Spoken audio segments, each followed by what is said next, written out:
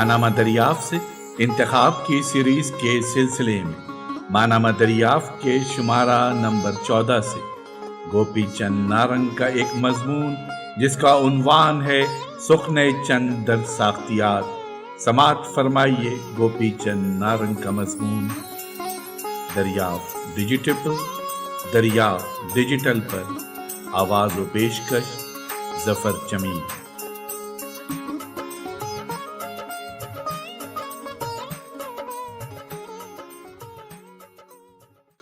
Doctor مناظر عاشق خرگانوی نے ستمبر 1990 میں میرے پراگ سے لوٹ آنے کے بعد ایک طویل سوال نامہ بھجوایا تھا جس میں کچھ سوال ساختیات پر تھے۔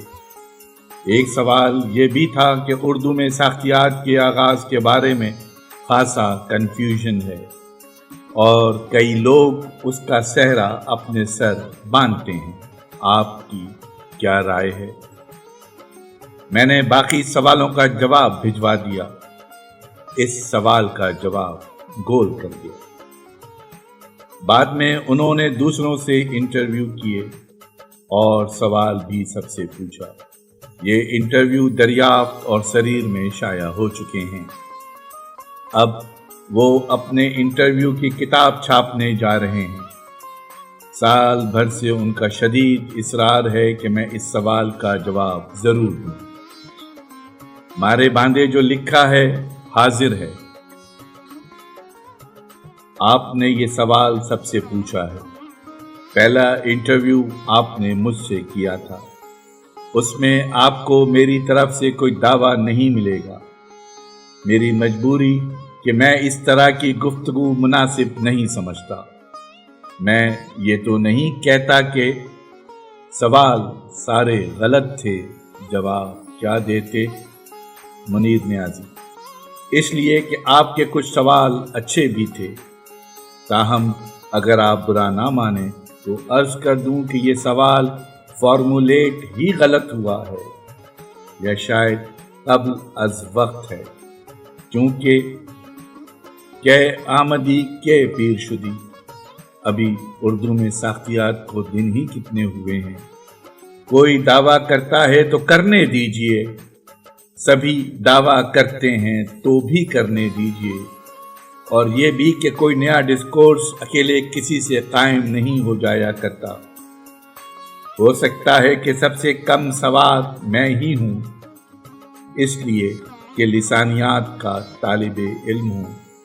یہ اور بات ہے کہ زیادہ لوگ نہیں جانتے کہ جدید لسانیات دراصل ساختیاتی لسانیات ہے۔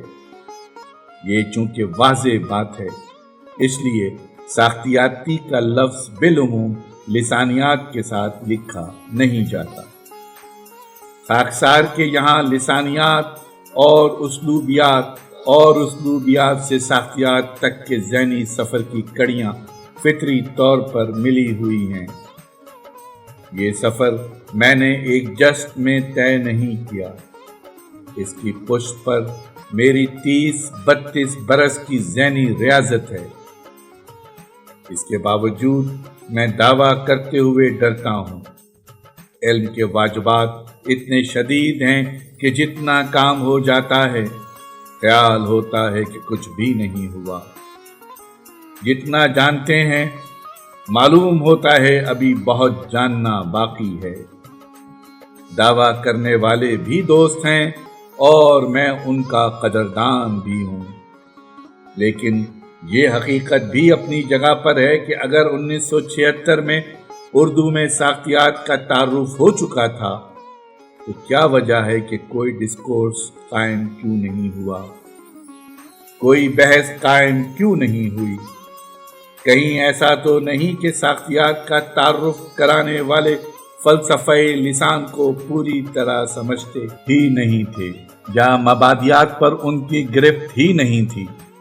چنانچہ قطع نظر اس کے کہ ان کی نیت اچھی تھی، انہوں نے اتنی توجہ نظریے کے تعارف پر نہیں کی جتنی توجہ اس کے رد پر کی۔ اور رد کیوں کیا اس کی وجہ اہل نظر جانتے ہیں، اس لیے کہ اس وقت لیک یہی تھی اور بائیں بازو کے قدامت پسند حلقے جو مقتدر تھے نئے فکری نظریے سے خطرہ محسوس کر رہے تھے۔ سریر کراچی کے صفحات شاہد ہیں کہ اردو میں ساختیاتی فلسفیانہ ڈسکورس 1979 میں قائم ہوا۔ کیوں قائم ہوا؟ کس کے لیکچرز اور مضامین سے ہوا؟ بعدہ نیا فکری مکالمہ کس نے قائم کیا؟ اور یہ سلسلہ اب متعدد رسائل میں بشمول دریافت جاری ہے۔ بنیادی سوال یہ ہے کہ اگر ساختیاتی نظریے کا تعارف قرار واقعی 1976 عیسوی میں ہو چکا تھا تو دوسروں کو 1988-79 میں اثر نو لکھنے کی ضرورت کیوں پیش آئی؟ یوں تو لسانیات کے ساتھ ساختیات 30-32 برسوں سے برے بھلے میرے ذہن و شعور کا حصہ ہے، لیکن 1988 میں جب میں نے باقاعدہ نظریے پر لکھنا شروع کیا تو اپنے پہلے مضمون ماہ نو لاہور کے پہلے پیراگراف میں اعتراف کیا کہ بعض احباب نے اگرچہ ساختیات پر لکھا ہے لیکن حقیقت یہی ہے کہ تھیوری کا تعارف ہنوز نہیں ہوا، اس لیے تھیوری پر لکھنے کی ضرورت ہے۔ اس وقت بھی صورتحال یہ ہے کہ میں اگرچہ 4 برس سے تھیوری اور اس کی مختلف جہات سوسیری، لسانیات، پس ساختیات، مظہریت، تفہیمیت، رد تشکیل، قاری، اساس، تنقید وغیرہ پر مسلسل لکھ رہا ہوں اور 12-14 مضامین نکل بھی چکے ہیں۔ پاکستان میں سریر، اوراق، نقوش، دریافت اور ہندوستان میں شعر و حکمت، شب خون، فکر و نظر، کتاب نما، جواز، سوغات وغیرہ۔ اس کے باوجود میں یہ کہنے کی جرت نہیں کر سکتا کہ تھیوری کا تعارف جیسا چاہیے ہو گیا ہے، حالانکہ دوسروں نے بھی لکھا ہے اور خوب لکھا ہے اور لکھ رہے ہیں، اور میں ان سب کو سلام کرتا ہوں، لیکن اس کے باوجود کہنے کی اجازت چاہتا ہوں کہ اردو میں ساختیاتی ڈسکورس ابھی ساخت پرداخت کی منزل میں ہے۔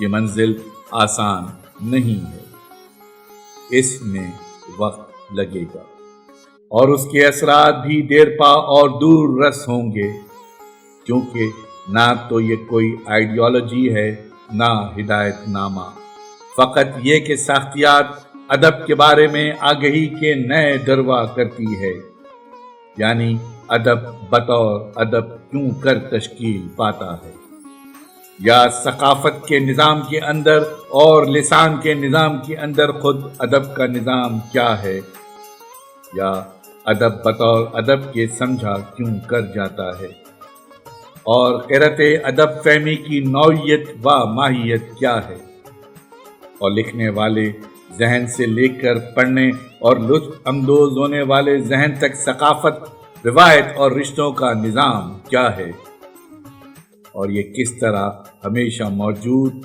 ہمیشہ مکمل اور ہمیشہ کارگر رہتا ہے، یا سماجی تشکیل کے اندر جمالیاتی اثر اضافی طور پر خود مختار ہے، اس کا راز کیا ہے وغیرہ۔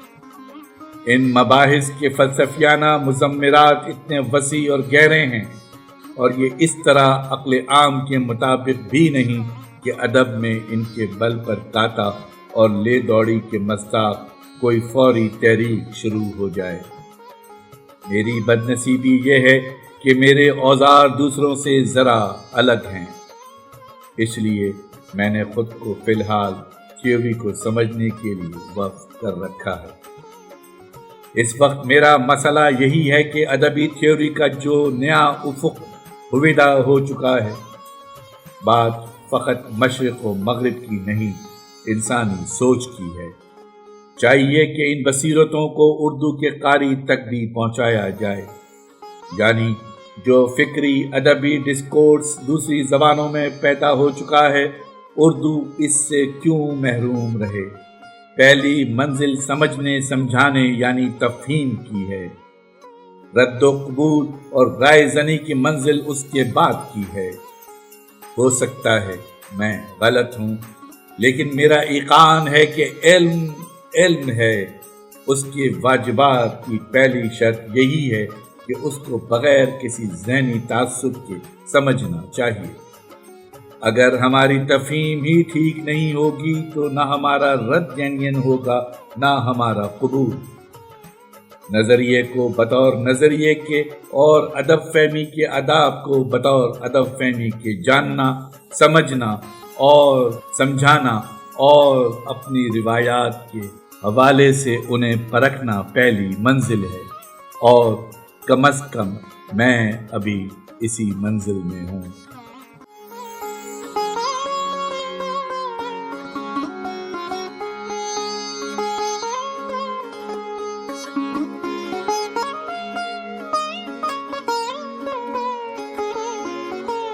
آواز و پیشکش ظفر جمیل۔